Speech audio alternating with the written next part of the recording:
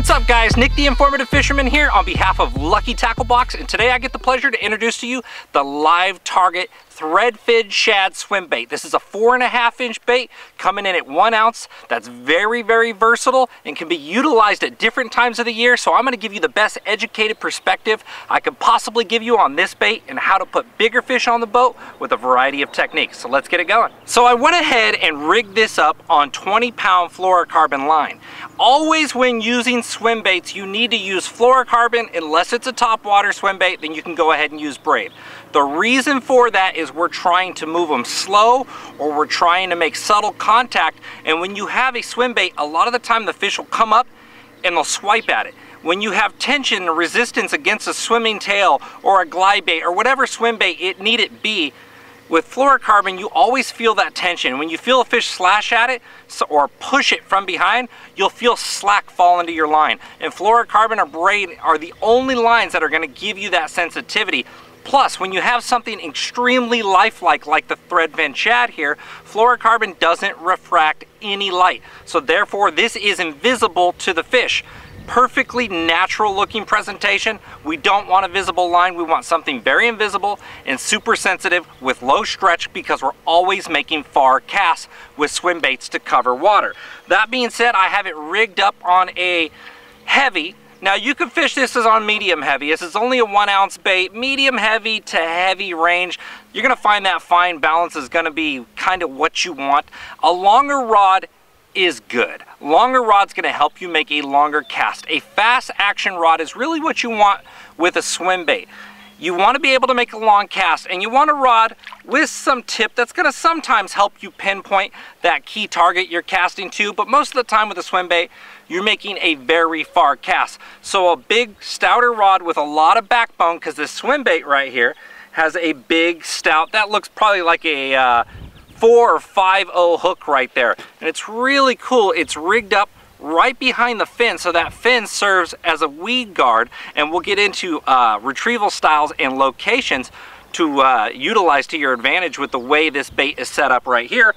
But the reel speed doesn't really matter so much. If you're throwing a big swim bait, I would say get a reel with a stouter drag, the bigger rounder reels, or a deep spool reel, or a reel with just like 15 plus pounds of drag. But when you're fishing a 4.5-inch 1 ounce swim bait, you don't need anything special. Maybe a deep spool to where you can make longer casts, a higher yardage spool. But aside from that, a bigger rod, longer rod, something with a longer handle that's going to give you the leverage. This is the Sticks power rod that I'm throwing it on. So let's get into the other goodies. They've designed this tail on here. It's really unique. It's kind of like a vortex style tail. And vortex is a lot of the time the way the water's moving off the back. But with that tail being kind of that unique shape, the bait's not going to have a lot of big movement. It's going to have a very subtle natural kick. If you look at a Threadfin Shad coming through the water, it's a very, very subtle, tight movement. And then they have this fin up front blocking that hook, like I said in the rigging portion. Then they give you the option to put a split ring and a treble hook off the bottom of the bait if you're getting a lot of short strikes, or if you're waking the bait, or if you're not fishing around snags, maybe you'd want to add a treble on there. So really, really unique bait. And the weight harness is inside this bait to where you can reel it extremely fast and it'll stay balanced. And I'm going to explain something in regards to the casting methods for how well balanced this bait is, where I'm going to absolutely insanely crush big ones in the fall on it.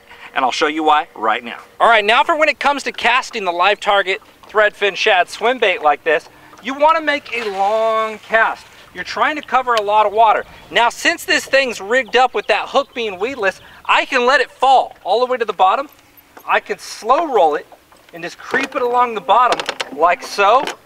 The nice part is I can also burn it and have it going through there fast like a shad trying to flee something. And another part, one of my favorite things, like I said, how I'm going to crush them in the fall. Always, you see fish chasing bait fish in the fall, and you'll always see that one shad right up on the surface, and he's waking across the surface. Well, what does waking mean? It just means bringing your bait slightly under the surface to where you can see that ripple start in the surface of the water as you're retrieving it. So what I'll do is I'll cast it up around trees, boat docks, and I'm going to bring it just under the surface like so, and I'm going to allow that bait to wake. And it's going to look like that one random bait trying to get away, and the bass love that one shad that flees away from the school. It's ambush time on that bad boy. And when you're waking something like this fast across the surface, you are gonna see some epic strikes. So what are the prime conditions and time of year for fishing a bait like this? Well, I'll tell you what. Early spring, bass love to feed up, but the shad generally aren't as prevalent as they are in the later summer months and in the fall. So I would say this is primarily gonna be an awesome fall bait for me, but you can fish it year round. If your system has shad in it, that's a perfect imitation. Now, the one clue that I really wanna give you, this doesn't have any noise. It's a very subtle, natural profile. Now, slicker, calmer, cleaner, natural profiles excel.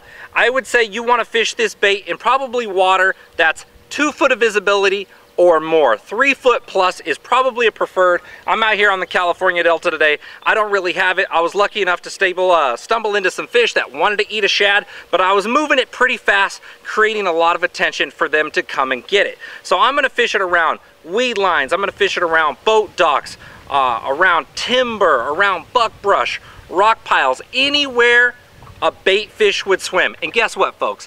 That's everywhere. And the greatest thing about this is it has that weedless presentation to where you can get it in and out of the thick stuff and get those extra bites that a lot of other swim baits can't because they have exposed hooks or treble hooks. Watch this. I'll throw it right through and out the other side of the toolies. I will bring it right over the top of some, right over, doesn't snag, still weedless. I'll throw it right over the top of these.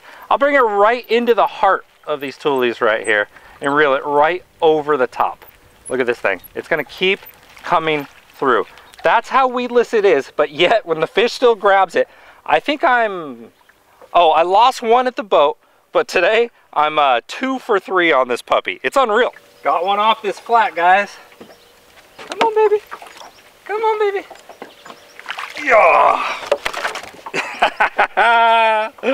There you go, guys, on that live target shad.